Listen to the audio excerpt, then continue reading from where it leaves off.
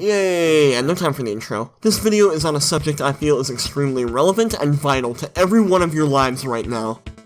Alright. Donkey Kong Jr. Math. Released in America shortly after the launch of the NES, the game was an attempt by Nintendo to show that the console was more than a mere games machine, that it could also serve as an invaluable educational tool for your children. It wasn't, and it couldn't. Nobody's actually sure of the exact date the game came out in America, because, well, I have to assume the majority of the country didn't know basic math before playing it, and since the game helped so many people learn then, who's to say it can't do the same now, when going back to school isn't an option for everyone? 7, 6, 5, 4, 3, 2. 26. 26 goes into 5. 5 times. Right? 5. That's, 5 times 5 is 25.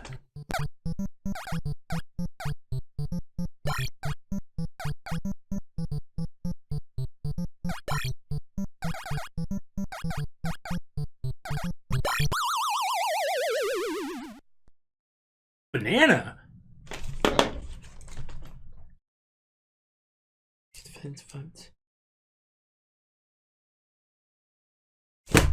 That is my mission today. This will be the first video I make, not for my own deeply selfish needs, but for children. Y'all might not know this, but yeah, I have a kid. He just turned 3. 3 bananas old. Aww.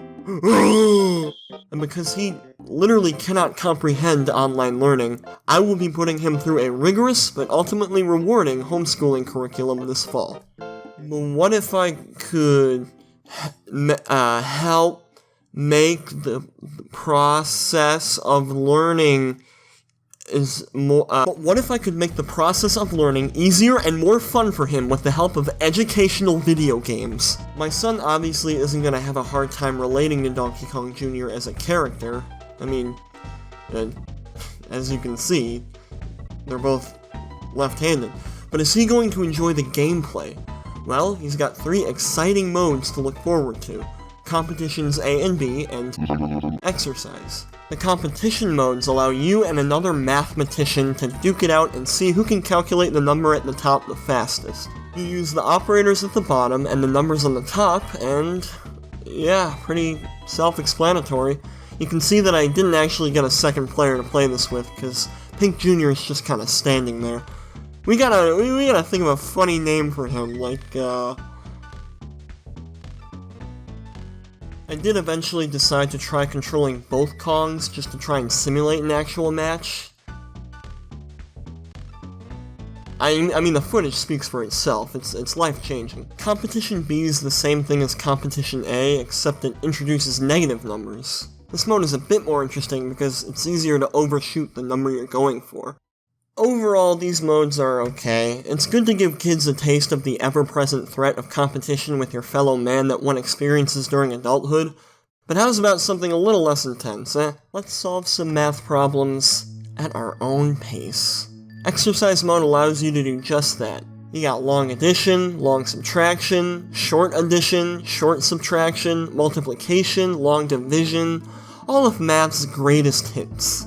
Actually, this game sort of re-taught me how to do long division. You put the number it's most divisible by on the top right, and then you put the quotient of the number on the top right divided by the none on the left, and then you subtract the number that's currently being divided by the quotient of the 2 numbers on the left and the top right, and then the remainder is the sum of that subtraction.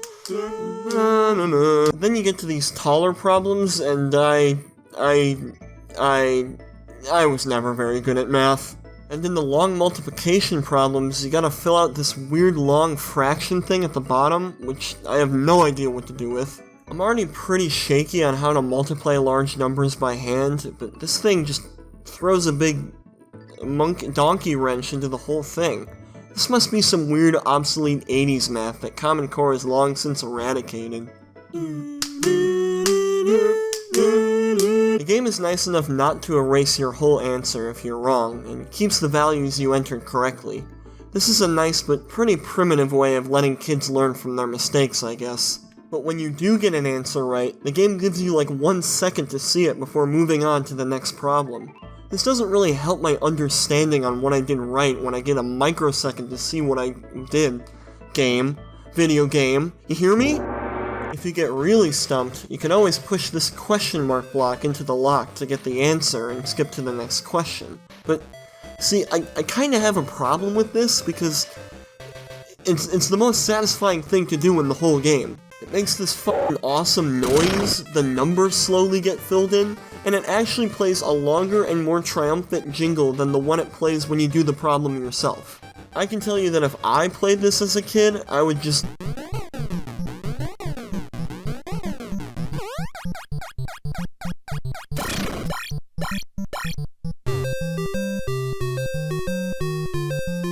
Also, if anyone's wondering, you don't get anything for getting all 10 eggs. The only incentive to do so is getting a high score and improving your mental math skills.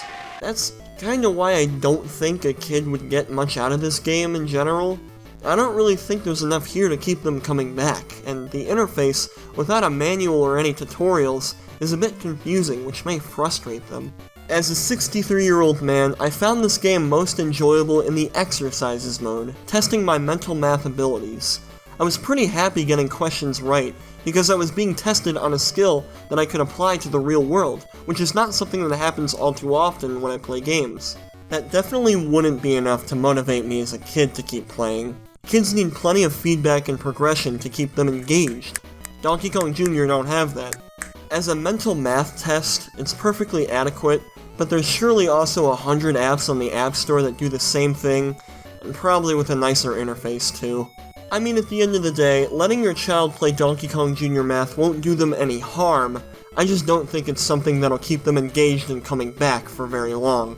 My son's already over there watching 7 movies at the same time. This game is never gonna be enough for him. He requires so much stimulation.